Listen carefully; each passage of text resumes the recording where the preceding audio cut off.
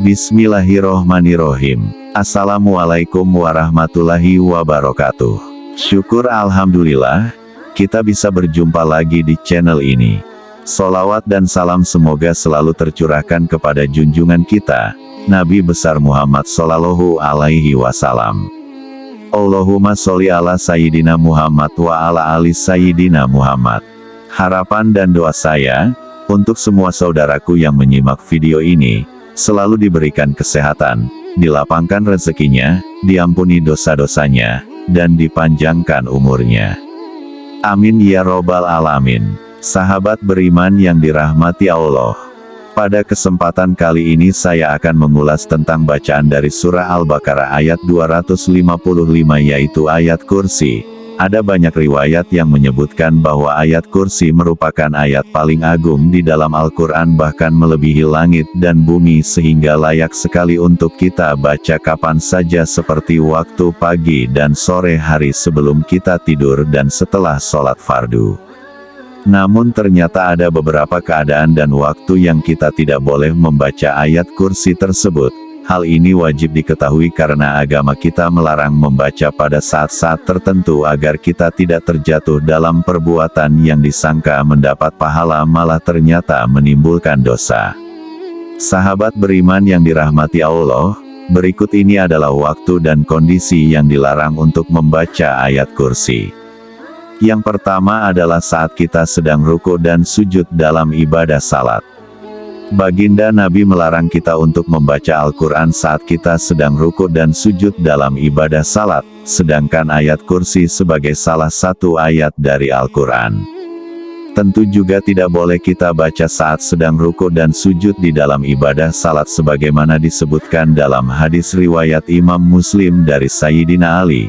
Beliau berkata, Rasulullah melarangku membaca Al-Quran saat ruku dan sujud. Hadits riwayat Muslim. Lalu yang kedua, kita dilarang membaca ayat kursi ketika berada di toilet atau kamar mandi. Imam Nawawi dalam kitab At-Tibyan menjelaskan bahwa dianjurkan membaca Al-Quran di tempat bersih dan terpilih. Oleh karena itu sekelompok ulama menganjurkan membacanya di masjid karena telah memenuhi syarat dalam kebersihan dan tempat yang mulia. Adapun membaca di kamar mandi, para ulama berbeda pendapat dalam masalah ini. Ada pendapat yang memakruhkannya dari para ulama kalangan Syafi'iyah dengan mengatakan tidak dimakruhkan, namun hal itu tetap saja termasuk hal yang terlarang sebab menyalahi adab dalam membaca Al-Quran. Yang ketiga, kita dilarang membaca ayat kursi dalam keadaan mengantuk. Imam Nawawi menyebutkan hal ini dalam kitab At-Tibyan bahwa makruh hukumnya membaca Al-Quran meski hanya ayat kursi saat kita sedang mengantuk. Hal ini bertujuan menjaga kemungkinan salah baca sehingga bisa merusak atau merubah bacaan ayat dari Al-Quran. Kemudian yang keempat, kita dilarang membaca ayat kursi dalam keadaan menanggung hadas besar. Hadas besar yang dimaksud adalah ketika kita sedang junub, sedang haid dan nifas sebagaimana disebutkan dalam hadis riwayat Imam Tirmidzi dari Sayyidina Abdullah bin Umar radhiyallahu anhu. Rasulullah Shallallahu Alaihi Wasallam bersabda, janganlah wanita haid dan orang junub membaca sesuatu dari Al-Quran. Hadits riwayat Tirmidzi. Kemudian Imam Nawawi dalam kitab Al-Azhar menyebutkan bahwa para ulama sepakat tentang bolehnya berzikir bagi orang-orang yang sedang menanggung hadas kecil dan besar seperti junub, haid, dan nifas, dengan bentuk zikir tersebut berupa bacaan tasbih, tahmid, tahlil, takbir, sholawat, dan doa. Akan tetapi membaca Al-Quran haram hukumnya bagi mereka yang sedang junub, haid, dan nifas kecuali membacanya di dalam hati.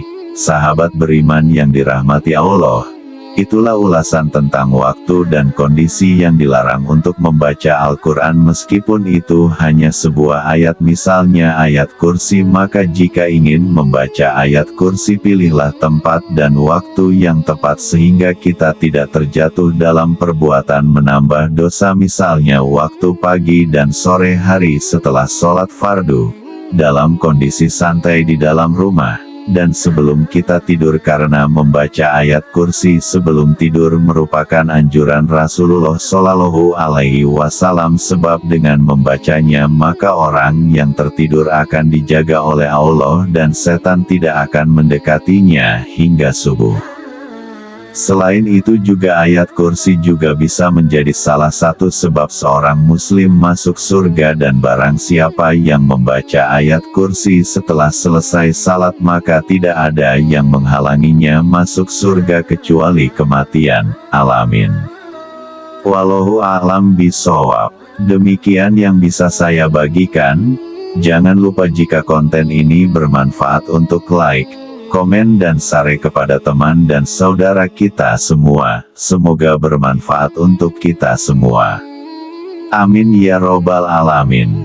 Aqulu qouli hadza wa astaghfirullahi li wa lakum.